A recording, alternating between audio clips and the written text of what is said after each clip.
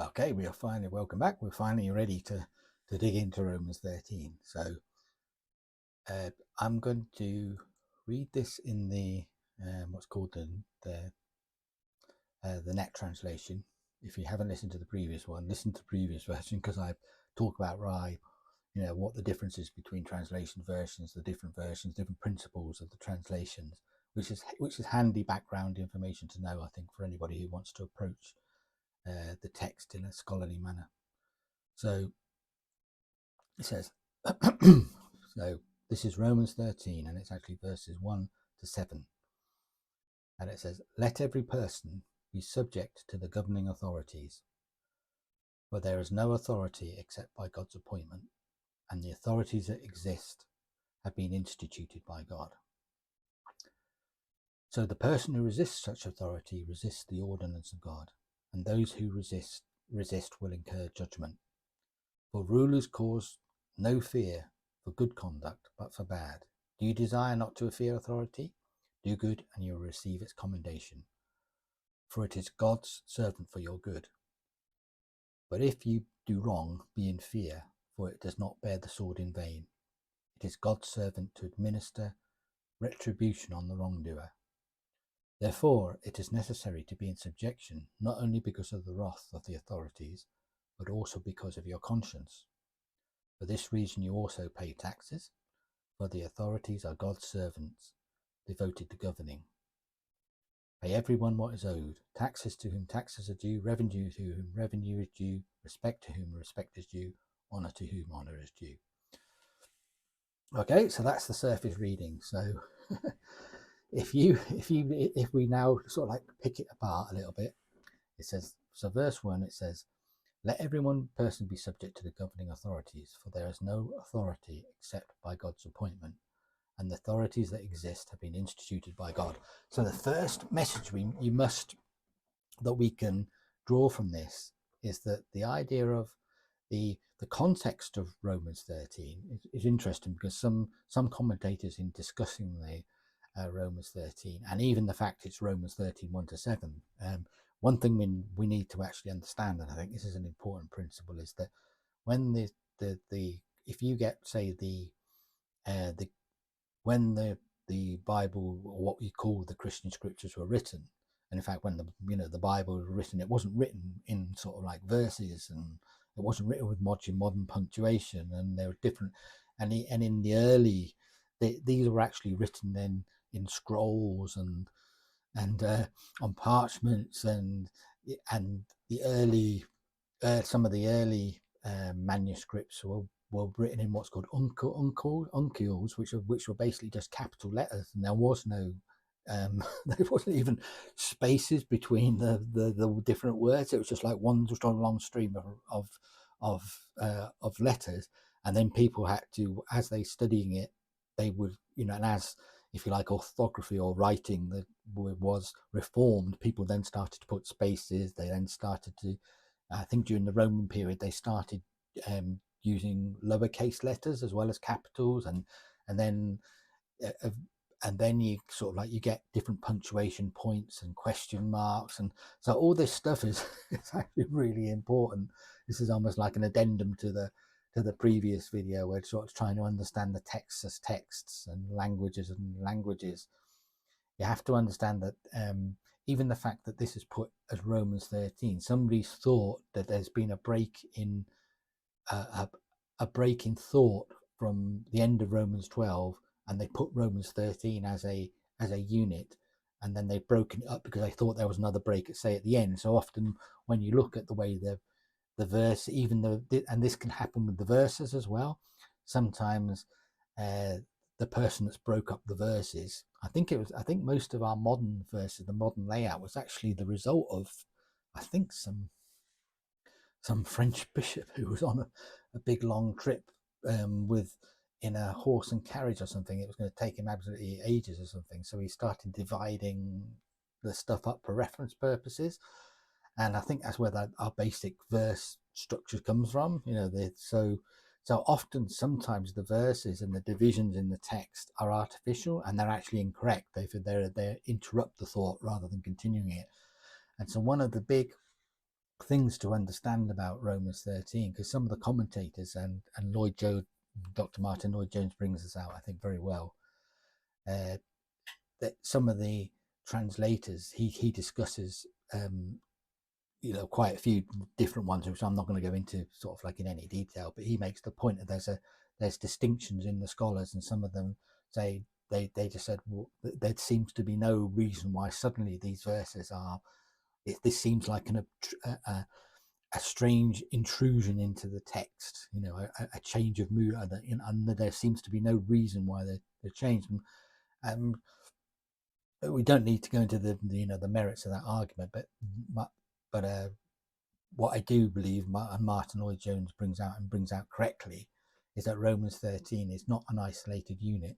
It's within the flow. In the first eight chapters of Romans, he's laying a very powerful theological, philosophical, psychological foundation for the account of humanity in many ways, and God's plan of salvation for humanity.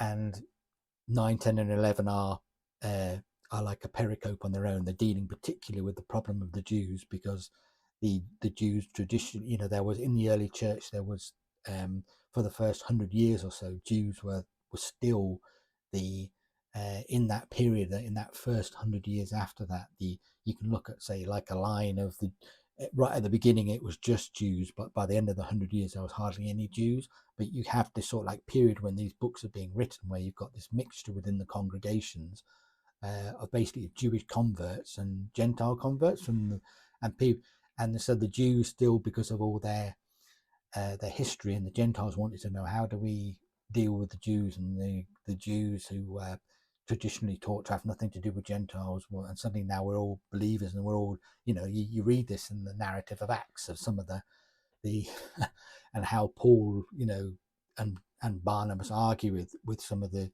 what you would call the Orthodox people who didn't believe that they should eat with Gentiles, and Paul and Barnabas they have such a severe disagreement with these people, and they said that God's not making any distinction anymore between Jew and Gentile when we become believers, which is true.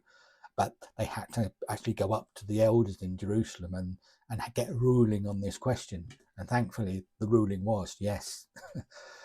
We Jews couldn't cope with the law and couldn't cope with, and it condemned us. Why are you laying all this stuff onto the Gentile converts? Just let's, say, we're living by the Spirit, not by the letter of the law, and which is wonderful. So they this and then when you get to Romans 13, so you've got that little pericope there, and really the verse chapter 12 is all about people getting on with one another, and how to get on with one another, and how not to, and the practical outworking of what this great doctrine that is set out in the first 8 chapters. And so 12 is very much about people getting on with one another, and Romans 13 is not an intrusion. It's still very much this of the importance of how is society set up, and how are we to relate to one another, how are we to live in peace with one another. And the great dramatic what he's saying in this sort of like passages is this would have come as quite a shock, I think, to the believers, the people that he's talking to, because the authorities, and you can read about this if you read, say, the book of Acts. If you read them, I mean, Acts is a fascinating, just as a piece of literature, I think it's a fascinating to read. If you've never read it, you should read it as a piece of literature, because it shows the amount of opposition, and it was often the authorities that the early believers were coming into conflict with, and you can read that in the gospel stories, the people that you had all this conflict with the authorities and the believers, and Jesus had all this very dramatic, and so you had this sort of like impression, I think, which is it's not just an impression, it's actually there in the text. You would understand why early believers, because of the level of persecution, because of the hostility, and people were being, people, and when they say persecution, this wasn't people, shouting at you and being rude to you. These are people, basically trying to kill you. They lived. It was brutal. Life was pretty brutal and pretty severe, and so they would have had their view of authority. They would have considered the Roman, and as the Roman society decayed, it became more and more tyrannical, and particularly during the time of Nero. The interesting thing about Nero was that when he came into office, he was actually apparently somebody who was very enlightened and who ruled in a very enlightened way, but then he became a total tyrant at the end, and that was when he was, say, would coat the Christians in tar and then set them on fire, and for him to light the banquets, and as people were screaming and dying. Can you imagine that? You're having this sort of like banquet with all your invited high guests, and there's all these people screaming and dying, Christians coated with tar and who are set on fire. It's you sort of, and this was the most accomplished. This was the liberal elite of the time. So you can imagine that, say, people's attitude to authority and to the state would have been.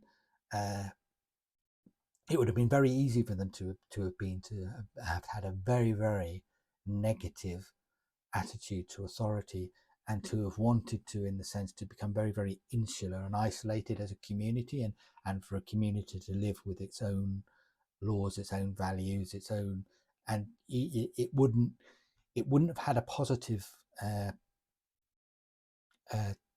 anything. It would have been very, very easy for people to be very, very negative towards authority. And even you see that a little bit in in sometimes when the Apostle Paul was writing to believers in other contexts, he's actually saying, some, not many of you are of high birth, and he's saying a lot of you are. So he makes that sort of like that point of that sort of political elite class. It would have been very easy for the early believers to have had a very, very negative attitude towards them. So one of the first things he addresses here is that he says, let every person be subject to the governing authorities, for there is no authority except by God's appointment, and the authorities that exist have been instituted by God. So the first principle is he's actually saying that the principle of authority and of government is God's idea. It's not like a human construction. It's not just a socially defined enterprise or something. This is something that was ordained and instituted, and it's God's idea. Government is necessary in order for people to be at peace with one another and to be able to live at peace with one another. And that's why the position of Romans 13, of these 7 verses, after chapter 12, and then it continues at verse 8 onwards. It goes back into stuff that would be considered very much more sort of like pastoral and how to get on with one another. I mean, verse 8 talks about owing nobody anything. Don't owe anybody anything, for example. Why? Because if you owe somebody something, it says owe nobody anything except to love them. Why? Because when there's lots of people owing stuff to each other, that I know I've had this experience. If you're in an environment where people, lots of people owe, or certain people owe everybody, for 4 or 5 people are all owed by this one person, that can cause a lot of trouble for that one person, because this is what it's talking about. This is the thing so Romans 13 is very much part of this. How do we get on with one another? How do we view society? We're not isolated individuals or isolated islands. We've got to live and we've got to get on with one another. So it's the first point he's actually making is that government is part of this, of getting on with one another. And so he's actually saying, yes, let every person be subject. Now that's interesting. This word subject, when it says be subject, we tend to think, oh, that means obey, but it doesn't mean that. This is something Lloyd Jones brings out very well, is that even though there's something in the etymology of the word which has like a military background of being in place and being underneath somebody and being, say, being a soldier in some sort of relationship with your commander, the actual history, the word, the meaning of the word and the use of the word had moved and changed quite significantly from that point. And if the writer had been wanting to give the idea of obedience, and that obedience is what he's saying. He said, let every person be obedient to the governing authorities. He would have used a different word. There would have been a choice of, say, 3 other Greek words, which would have been more appropriate if the idea of obedience was what's important. But he's actually saying, let everybody, the idea of subjection is actually something different. This is something where you're giving place to, he said, part of the best translation of this would have been give place to, instead of asserting your own rights or your own views, your own opinions straight away, you're giving the other person a space to say what they're doing. So you're, in a sense, this is talking about a psychological attitude to the governing authorities of actually understanding, all right, this is the government has been instituted for my good. I might not, there might be an instinct in me which is to think the government is no good. They're all crooks. They're all corrupt. They're all bent. They're all, there's no good thing can be in. Yeah, but he's trying to say, no, you have to adjust the way you're actually thinking. And he brings it out, I think, by referring to in Ephesians, where he talks about the relationship, in the marriage relationship. He says, he talks about husbands, he says husbands and wives be subject to one another. And he's saying, so, but both people can't be simultaneously obedient to one another. They can't obey one another, because one person, if you're obeying somebody, you're in a relationship where you're conforming to what they're saying. So that's why he's saying it's logically incoherent. So you can't both obey each other at the same time. One person is going to obey the other person. So the husband is going to obey the wife, or the wife's going to obey the husband. They can't simultaneously obey each other, but they can be subject to one another, because they are they're not asserting their own rights immediately. They're in there, they're giving space to the person. They're being respectful. They're listening, and so that's the idea of, say, so the idea of being in subjection is not the obedience. The emphasis is not so much here in this passage on the obedience. It's on the attitude and your basic fundamental orientation to authority. And that's what he has to deal with, because they would have had a very negative, inimical, anti-authoritarian bias because of the way the authorities had treated them.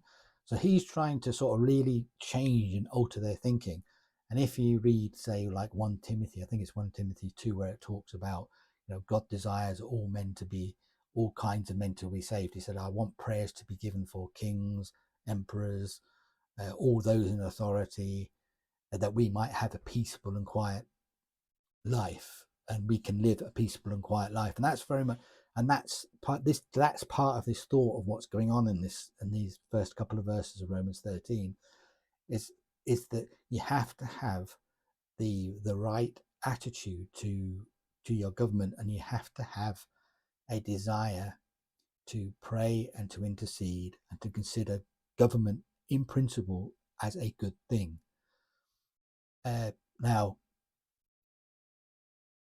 because he talks about because what's the opposite of authority? And he said here, because it says, reading a little bit more in the verse, it says, for there's no authority by appointments, and the authorities that exist have been instituted by God. So what's the opposite? Sometimes it's helpful to look at, to consider things in the negative, to actually understand what they're getting at. What's the opposite of, say, of authority and the institution, isn't it? It's talking about institution, like sort of authority relationships, society. What's the opposite of that? Well, the opposite is anarchy, and everybody doing what they consider right in their own eyes. This is you find this in the idiom of the Old Testament sometimes. It's talking about particularly lawless periods in the history of Israel, and it talked about, and this was in the time before there was no king, and everybody was doing right, what they considered to be right in their own eyes. And I'm not sure where I heard this, but it was talking about that that the worst form of human organization or is anarchy, when there's no law, when there's no respect for law, and where people really do what they because people, this is a theme that's picked up just a little bit further on in the passage, is in case you sort of like you realize is that people aren't naturally selfless and good. They're actually basically selfish, and in many ways they seem to be naturally antisocial and naturally self-interested, naturally aggressive, and some people are just outright evil. Yeah, so the first point he's trying to make here is to actually have a positive psychological orientation to society, to actually understand that God has put authorities in place to assist in us in able to live at peace with one another. Remember, that's the context of Romans 12, and after the first 7 verses of Romans 13, it becomes more obviously talking about how do we maintain good social relationships with each other. And so he goes, and now he's giving he's given you like a reason, and now he's saying that the person who resists such authority resists the ordinance of God, and that's a strong. So he's being much stronger here now. He's sort of like he's told you the principle. Now he's going to be much stronger, and he said, right, if you do not, if you have got this basic negative orientation towards authority, and you don't want to have anything to do with government, and you're going to do everything you can do to undermine the government, then it says you're then resisting.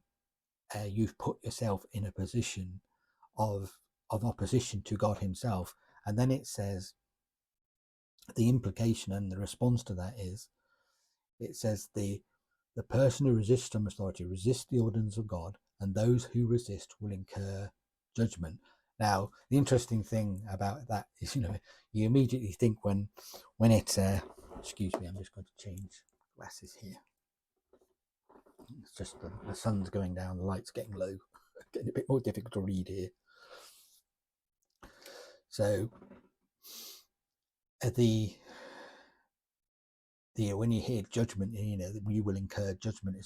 You think of a lightning bolt coming down from heaven, or you being thrown into hell. But that's not what he's saying here, because he's actually saying that the state itself, the institution, these authorities, the laws that are going to be put in place, you will incur judgment.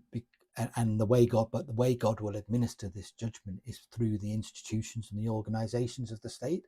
So the one of the fundamental sort of like principles that's coming out of this passage is that the organization of a central organizing body of law and of coercive authority called the state is legitimate. It is a legitimate principle. This would have been something that the people he's writing to here there would have been some resistance in their thinking because of their experience about this. And so, and as we expand, as we go into the passage, you'll see that he then wants to address this. He wants to say, oh, what's going to happen? What's you've had this negative experience. Does this mean that every individual person who's in a place of authority, are they instituted by God and put into their positions of their authority? Because now there's an important difference there. Might as well dive into that now, as I've already raised it. So if you consider, because he's establishing that the principle of authority is a legitimate, and this is something that comes from God. So the question you have to ask yourself straight away is, does that mean that everybody who's in a position of authority in that structure has been instituted by God? And now there's no logical necessity for that. There's no logical necessity to say that just because somebody's in a position of authority, that God has ordained them and put them in that position of authority. That is not. The office has been ordained of God, but that does not mean that, say, somebody who's in that office who is corrupt who's tyrannical, who's abusing their authority, who's using their, who's using their authority for the, in a negative way. So, say for example, let's take a Nero, so take a Nero or take a Hitler.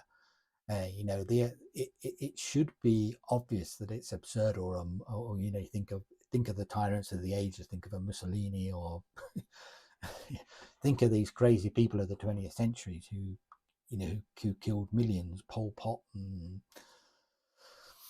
communist revolutionaries and Che Guevara, and the amount of blood that was on these individual people that were exerted and used the authority and the power that they had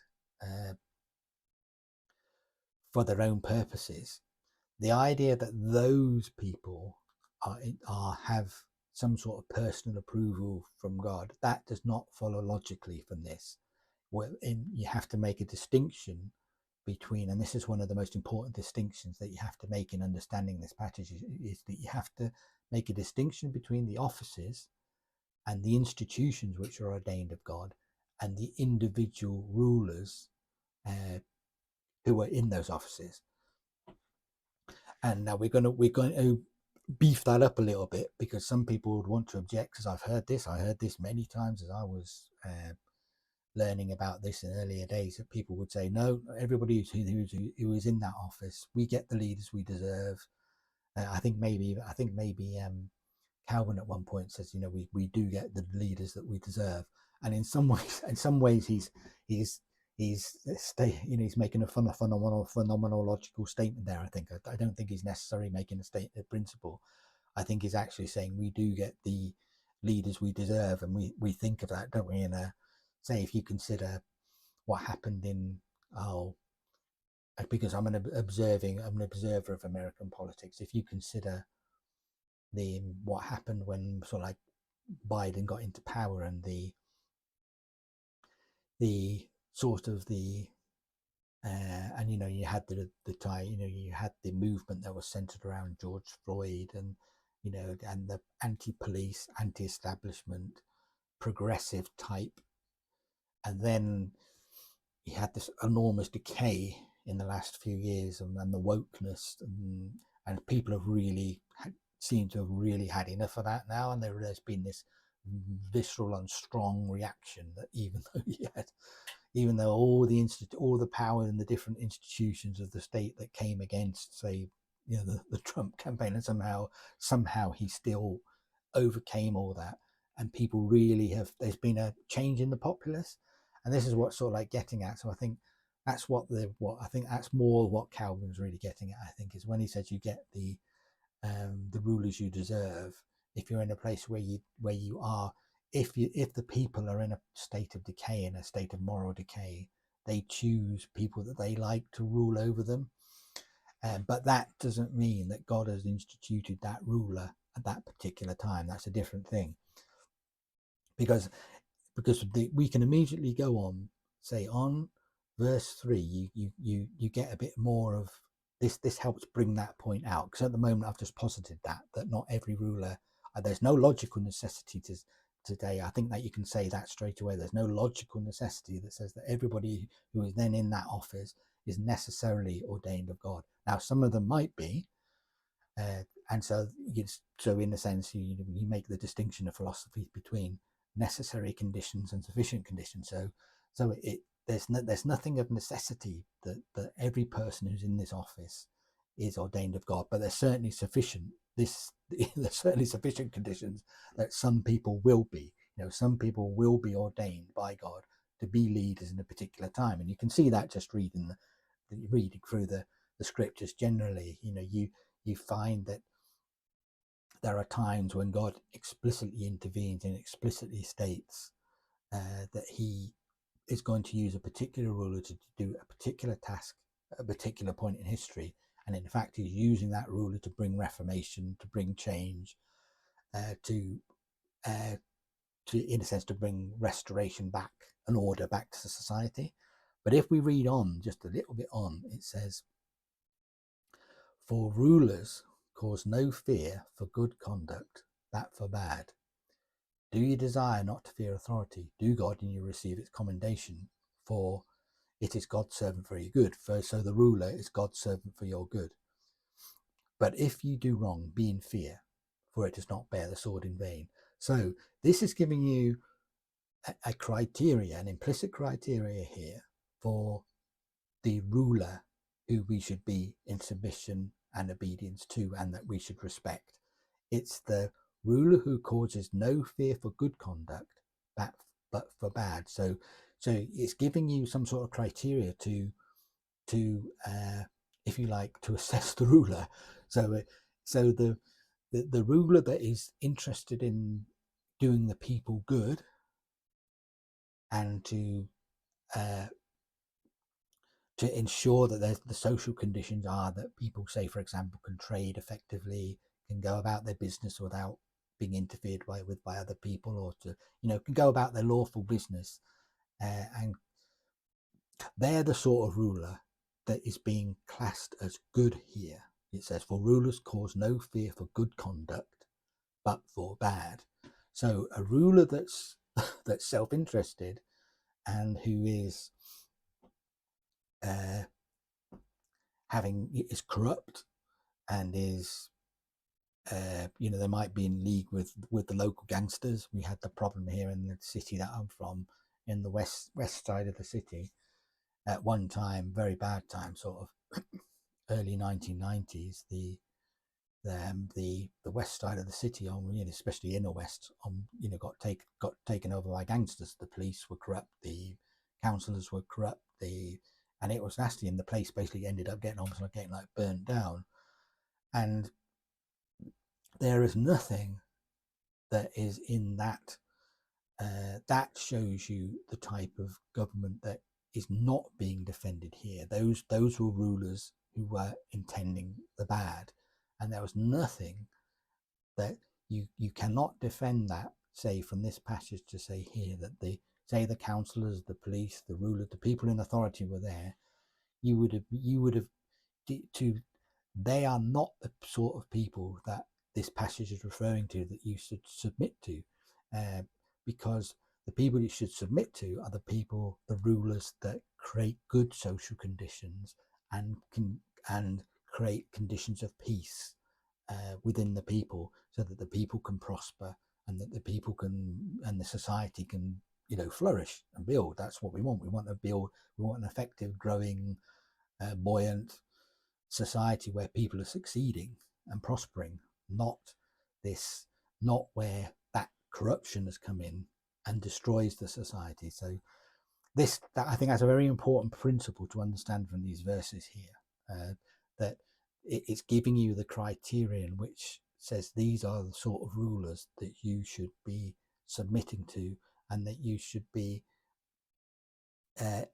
praying for. 1 Timothy 2, you know, pray for all rule, you know, that we might live a good and peaceable, tranquil life. I mean, the word is interesting. The words in 1 Timothy 2 that translate peaceable and tranquil, they mean that sort of, that idea of social peace, of quiet, of contentment, you know. So that's you know, the state is meant to be, you know, it's something that God has instituted in order to ensure that society is like that, and that's why we have this general attitude to it. But that doesn't mean that every individual ruler is the one that is going to be instituted. And in fact, where this is what, you know, we can then extend that idea on to say that if the rulership is not behaving like this, and because it says here, doesn't it? It says, I can read on a little bit more. It says, do good and you will receive its commendation, for it's God's servant for your good. But if do wrong, be in fear. So there is a negative coercive thing. And it's very interesting here as well when it says, for it does not bear the sword in vain. Now, what's the symbol of the sword? That's very interesting, isn't it? What's the sword? You know, the sword was an instrument of, basically, of death. In when these texts were being written, so the sword symbolizes the ultimate coercive authority that is put in under the auspices of the state. So the state is actually given the position and given the authority and given the right by God to wield the sword. So it actually has the in the extreme, at the extreme end, if you like, of needing to maintain peace and order and in society, it actually has the right to use this sword in order, to, in the extreme case, to execute capital punishment. So that's unique to the state, because the church as a separate body is not given that authority. It's not given coercive authority, but the state is. This will be part of the, how far I'll get on this today, I'm not sure, but part of the discussion will be is what is the difference between the church and the state, and some people say that in fact one of the positions is that the church and the state are not different, they're merged, they're just different aspects of the same thing. Some people say that yes, there is a distinction between the church and the state. Which one's in charge? Which one's more important? Is it the church or is it the state? And what is the relationship between the two? Some people say, they consider that the church and the state are different aspects of the same thing, and that the church uses the authority of the state to get done what it wants to get done. Or the mirror image of that is, oh no, the church is the state is more important than the church, and the church and the state basically tells the church what to do. And some say there's a total separation between the church and the state, and the domain and the rules and the internal rules of the way the church and the state work are fundamentally different, and there's a total separation between that. In the US Constitution, isn't there? There's a total separation comes from the work of Roger Williams. Complete separation between the church and the state. They're completely different, and we will look at that in more detail, the relationship. But in this passage here, you can see that when it talks about this authority here, the governing authorities, they're given the power of the sword. So they are given the ultimate coercive authority. So in many ways, this is like negative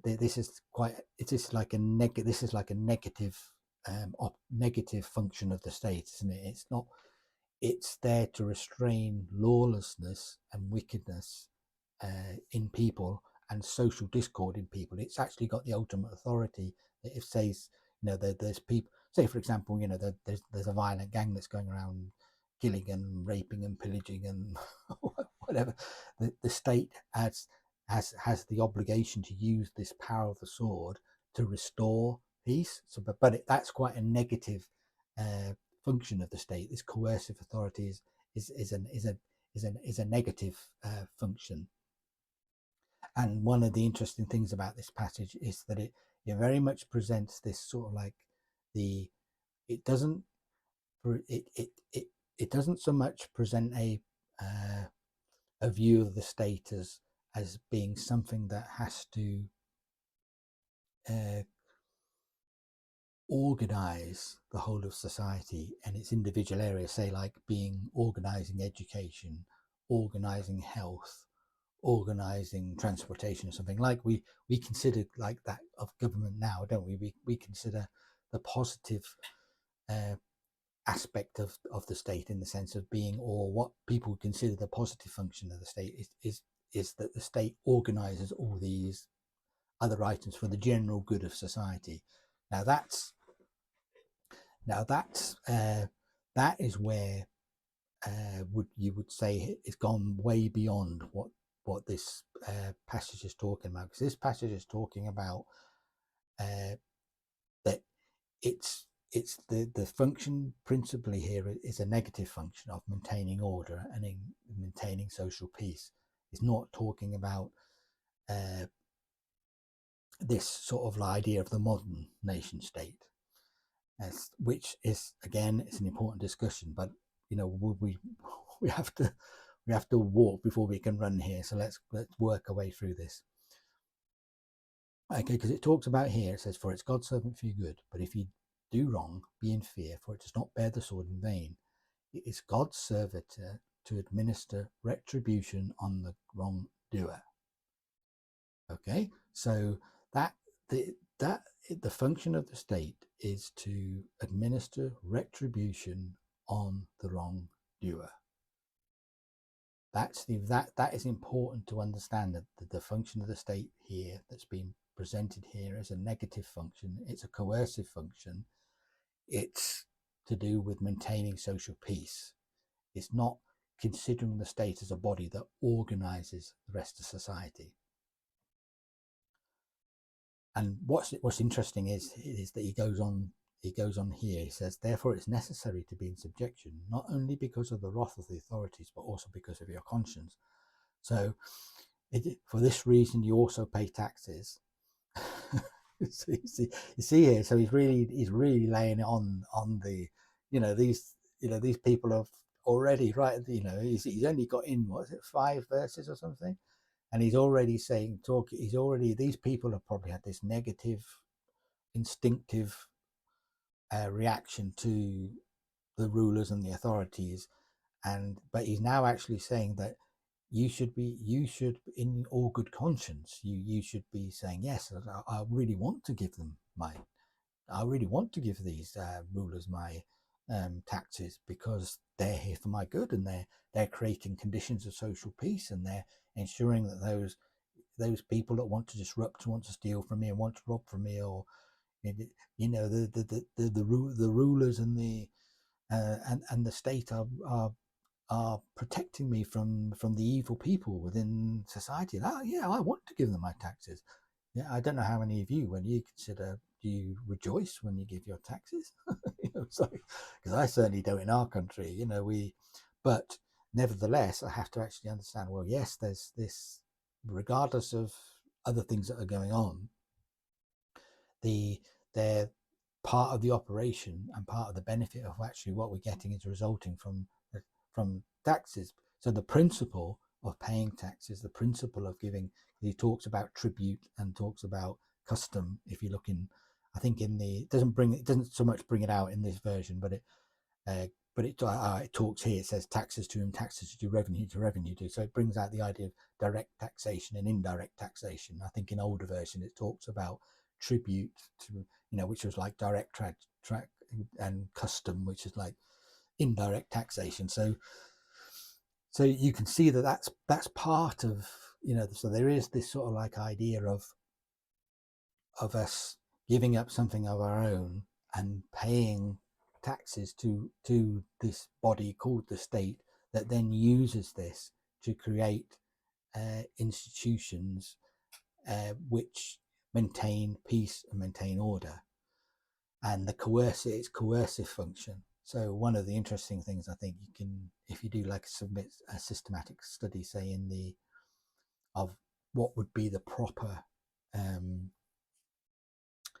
outline of the state. I might have done some of this actually in my master's thesis, I think, which is on my blog. If you go to planetmcneil.org/blog, there's a thesis section, and Dominion theology. I may have gone into some of this in some detail regarding what would be the proper limits or the boundaries of the state, because what's happened in say the modern 20th century, in the modern environment, 20th century, is that states have become progressively larger and larger, and they've intruded more and more into every aspect of life.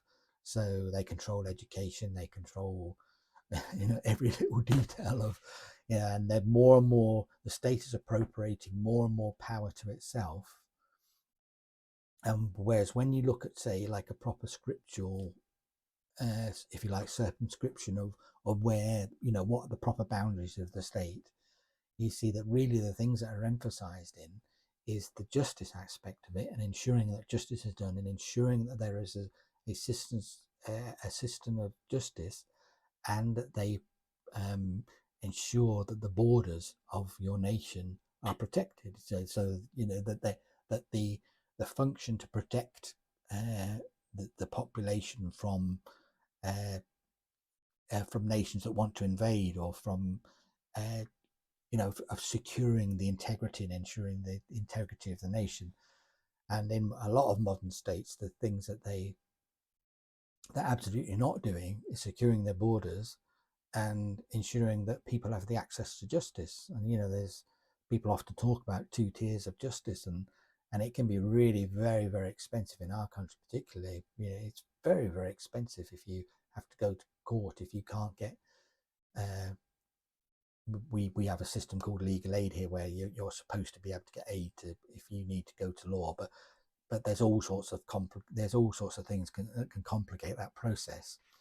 And so that means really that people who are wealthy and can access justice or access the courts and use the legal system far more effectively and efficiently than people who can't. And that's a failure of the state. If that's the situation, that is a failure of one of the functions of the state.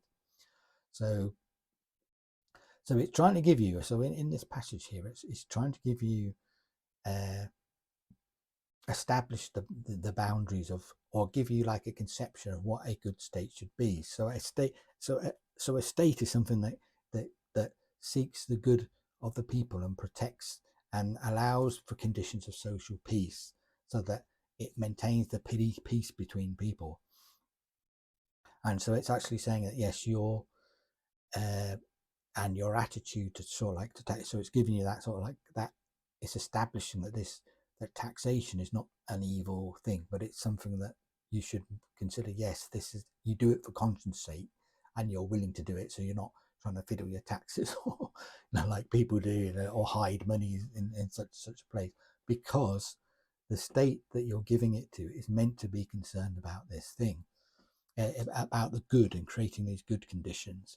And it's also limited because it's concerned, it's got a limited scope. It's not going beyond its proper boundaries, but it's a very limited sort of scope of the state that you're getting here. It's very much a negative view of the function. Negative in the sense that it's coercive, it's reactive, it's ensuring that when something happens, it's reacting to that. So say there's been some sort of dramatic, when somebody's committed a murder, and then they're found, the state comes in with the power of the sword and is supposed to take that person's life as a response to that person taking that life, unless there's there are degrees, there is concepts of what we would call diminished responsibility and murder. People talk about murder in the 1st degree, 2nd degree, 3rd degree, and on the ground. There is distinctions drawn within the Hebrew scriptures when it's talking about the law.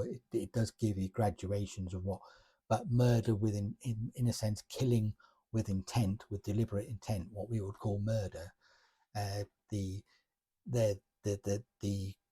imperative for capital punishment is very strong in those examples, unless there is some sort of mitigation. Sometimes it does give you examples of mitigation for capital punishment at various points in the scriptures, where it talks about if somebody's it does talk about it does give you sort of like exceptions or exemptions. So it is recognizing that there's a difference between different types of crime and different types of intent.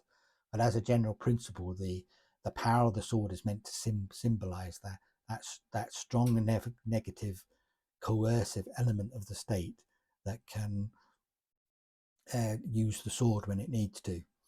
So in order just to sort of like just give a little bit of summary so I can pause here, it's sort of like these verses are very much giving you the type of state that we should be. It's not talking about obeying, it's talking about having a psychological aspect. Now, a psychological orientation is not that we obey everything every time without question. That is not what is being discussed here. It's saying about that we should, even because it's like when you were, and that's why it's so useful, I think, when Lloyd George brings out this, where it talks about the same word where we've got let every person be subject. It's talking about, this is the same word that's used, say, in Ephesians, where it's talking about the marriage relationship, about people being subject one to another. And other places it talks about the same word is used when it's talking about elders and your relationship to them, and your you're not asserting yourself. You're giving the other person space. You're listening. You're willing to be responsive. You're willing to understand that even though I might not 100% agree with this policy, and we've, there's been some sort of vote, we've uh, we and this is what has been decided, in some sort of vote or something, and so you're willing to not unnecessarily stand in the way of, if you like, some sort of will. Now there may be moral issues and issues where it tells us that we can respond and that we can resist, and the principles within in scripture are clear in the sense of us being able to, if a state gets in the way of my relationship between myself and God. And this is why it's so useful when we look in the Gospels, or when you look in Acts, and you see the very person, in a sense, even writing this Romans 13 here, the very person that wrote Romans 13 had lots of times where, when you read the book of Acts, where he is in conflict with the authorities, and that they're not respecting the fact that he's a Roman citizen. There's a wonderful story where it talks about, they're just about to, there was a big mob, a big crowd. Some people really took exception to him and say that he's taken away, because of what he's talking about, what he's preaching about. Sort of like it was basically the idol makers were losing money because of what Paul was preaching about. The idols have no significance, and so they just basically got a big mob and tried to get the guy killed. And the spineless leaders of the of the town said that they ripped off his shirt and caused him to be to be beaten. They then chucked him in the inner dungeon, and then but then they came sort of like later, because it was just basically a mob, because one of the town clerk or something came out and actually said, this is a riot that's been here today. Go through the proper, go to the proper, if people have got an objection, go through the proper channels. And so they then tried to go on the sly, go to Paul and Barnabas and say, just please leave the town, or say that. And Paul actually stands up and says, we're Romans, that's just the way they treat a Roman citizen. They better come down here personally. And so they came down and begged him to leave, and begged him to, he understood the privilege and the position of being a Roman citizen. And when it should be a model for us, that this passage is not saying blind obedience or blind submission or blind. It's actually saying that it's giving you the outline of, if you like, the type of society and the type of state and the character of a state in which we can, in all good conscience, understand, yes, this is for the benefit of us, and therefore we do not. We give it place, we give space, we understand our individual liberty we might have to make concessions, we might have to do things that we don't necessarily have to do. We might, but it's not saying that there's like an unconditional, you have to be unconditionally obedient to whatever the state says. And that's why it's so useful when you've got all these passages of conflict, because you understand that the very same person who wrote this passage here couldn't have meant unconditional obedience, because he was often in situations where he was in positions of conflict and with those same authorities. And that's why it's when, if we take a modern example of, say, of apartheid, and the people who were in opposition and fighting with the authorities are, looking for justice for apartheid and wanted to change the society. That's why that is perfectly legitimate, because some people say that resistance, now they were being told that, why the government authorities were saying Romans 13 says that you should be submissive to the government authorities. But the government authorities, when they behave in a manner, when they actually get to the point where they are so corrupt, and that they are not, that they have either been taken over by people, who, in a sense, who are aggrandizing themselves at other people's expense. They're corrupting they're abusing planning law. I've been involved in situations like that where I know that, and in our area where we are, there, unless, you know, in two different places I've lived, where unless you were prepared to bribe the person who was in charge of the planning, you know, giving you planning permission to build. You know, we have something called planning permission and build. You know, where you get local planning and national planning, and the local planners, you know, the local councils have responsibility for planning, say, within their area, and what can be built, what can't be built, sort of like how. I think in the US they call it zoning as well, don't they? They call it sort of like different zoning, and it's like, if you imagine sort of like a situation where, and you would never get planning permission to build unless you were prepared to bribe the planning officer. And there's two different places I've lived where that has been the reality, is that it's the person who's prepared to bribe the local council with a take them out and slide an envelope under the table full of crisp bills. They're two people they actually lived next to each other, both wanted planning permission to do the same thing, and one of them waited 10 years, one of them got it within a month because they were prepared to bribe the so you see, that sort of corruption, that is what is being that is not what is being validated here, because it's giving you like the skeleton of a state that's the reason why you're in this good relationship with them is because they are working with you. They are promoting the social conditions that mean that we can live at peace with one another, and that when evil comes, or when somebody tries to obstruct or to destroy or to reduce your quality of life, the state comes with this negative coercive sword that can restore order.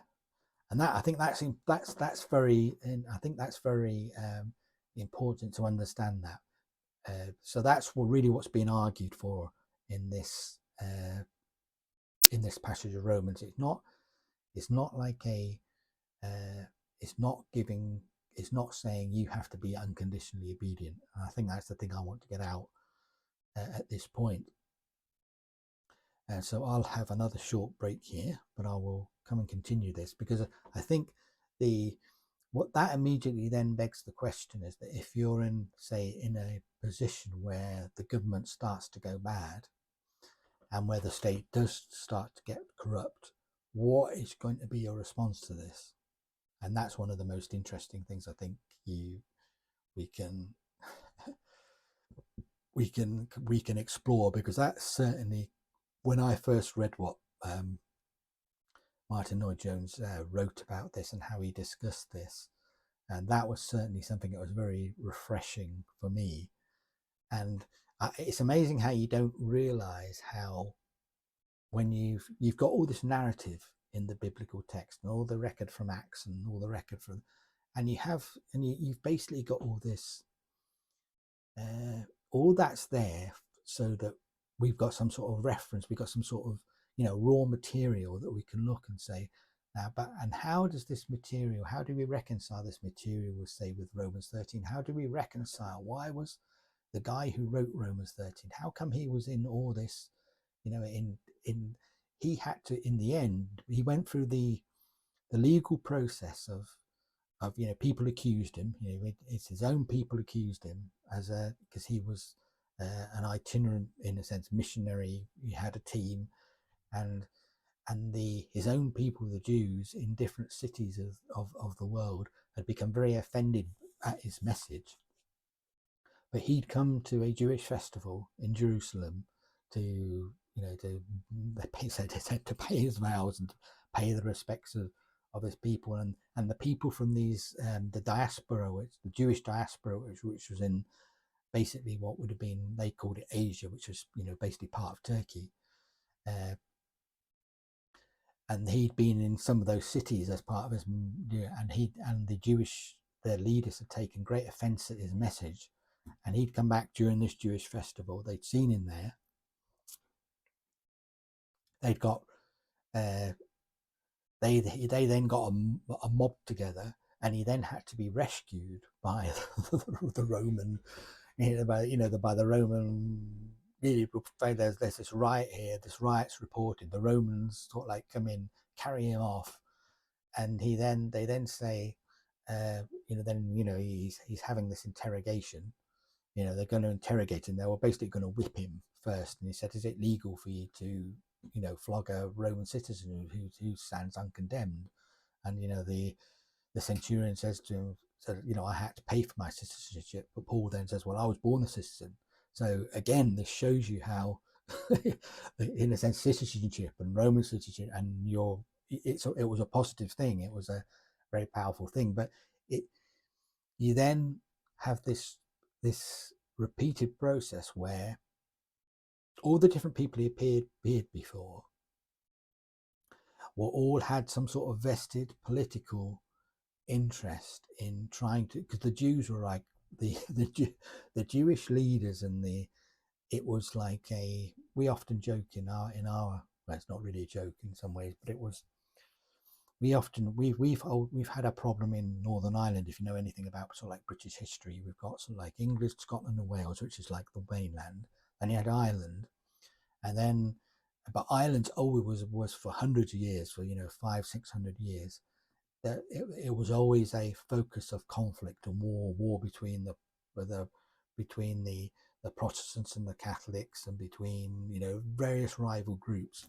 And then in the early, I think it's around about the time of maybe just after the First World War, the country was partitioned because the 6 counties in the north retained the allegiance to sort of mainland Britain, broke off, and so whereas Ireland managed to get its independence in the south, and so Northern Ireland for most of the 20th century was a focus of it's when I grew up in a garrison town, and we used to have bomb scares and stuff, and IRA attacks and things.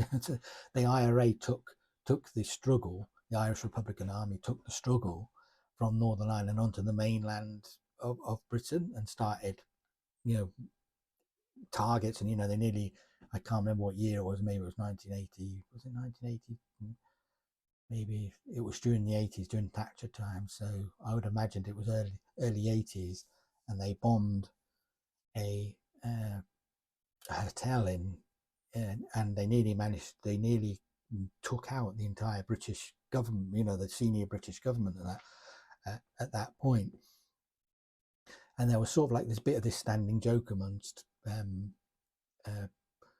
politicians, that if the Prime Minister of the day was not pleased with your performance, you would get the portfolio for Northern Ireland, which basically meant you would become the Minister for Northern Ireland, which was the worst job in the entire British government. And so the Jews in the ancient world were a bit like if Pontius Pilate was considered, it talks about him being the governor of the area, and to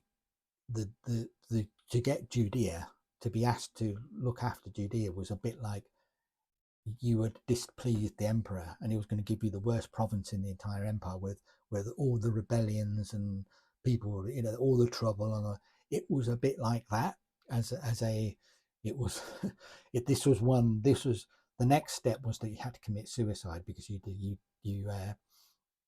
had displeased the emperor so much. And I think maybe Pontius Pilate committed suicide, didn't he, later on, because I think it was only like 70 AD when the Romans came in and completely just razed the Judea to the ground, and completely dispersed, destroyed the Jerusalem, because they had so much trouble with keeping order in that place.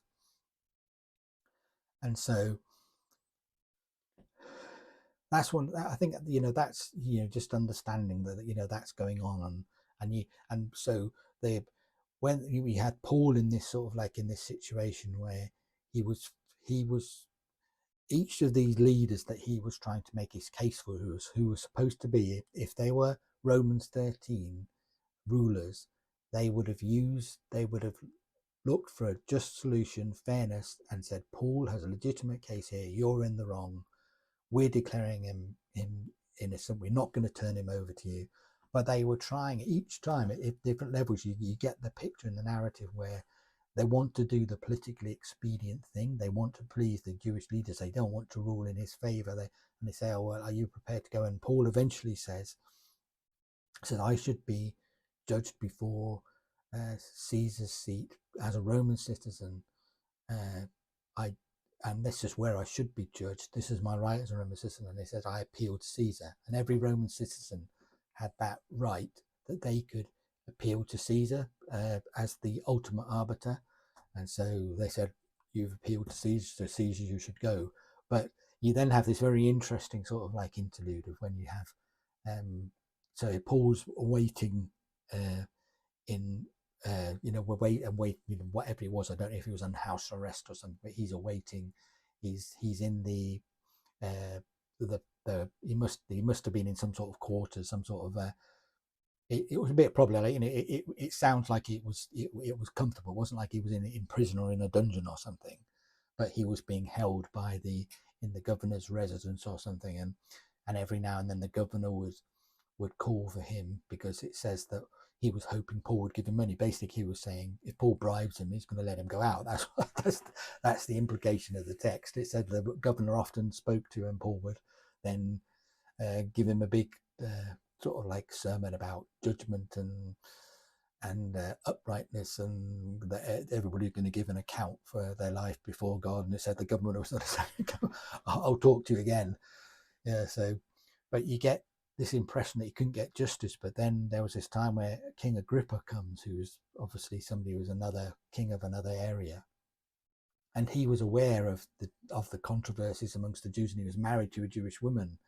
His wife was Jewish or something. And you hear this wonderful, you get this wonderful picture in the narrative where it says when he comes in and the governor Felix says, I've had this person in custody.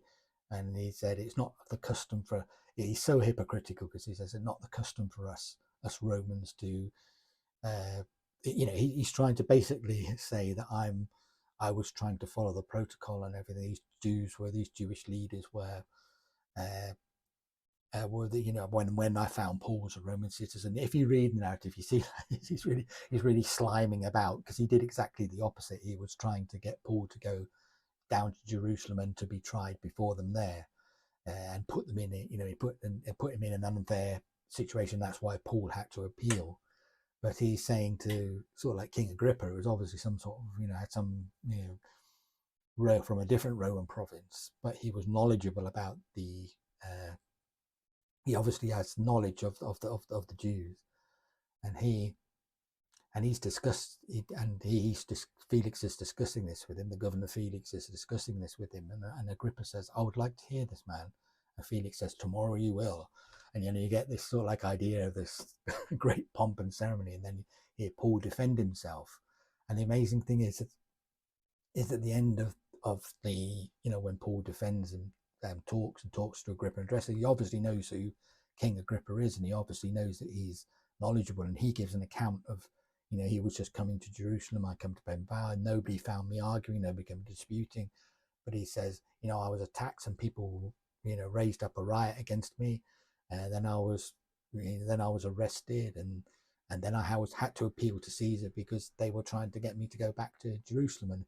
And Agrippa sort of says, when Paul leaves, he says, Agrippa goes, addresses Felix and said, this man's done nothing wrong. If he had not appealed to Caesar, he could have been released.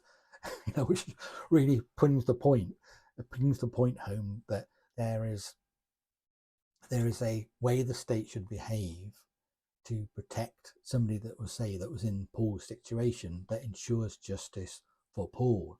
And this is what you have to get that sort of like idea that this Romans 13 is not saying that every individual that's in a position of authority is to be obeyed, but it's those that act in this way, according to this sort of like criteria. They are looking for justice, they are looking to defend the rights of people, they are ensuring that there's justice and fairness. And if it's not the person, it's the way, it's the office that you're respecting. And if the person, and we even have this in our own culture, don't we? We say that some people have disrespected or brought shame on the office in which they're in. And when they are disrespected and they bring shame on that office, then they are going to be ejected and removed. And that's sort of like a nice little segue into what are the limits of our Christian resistance. So I'll have a short break and I'll be right back.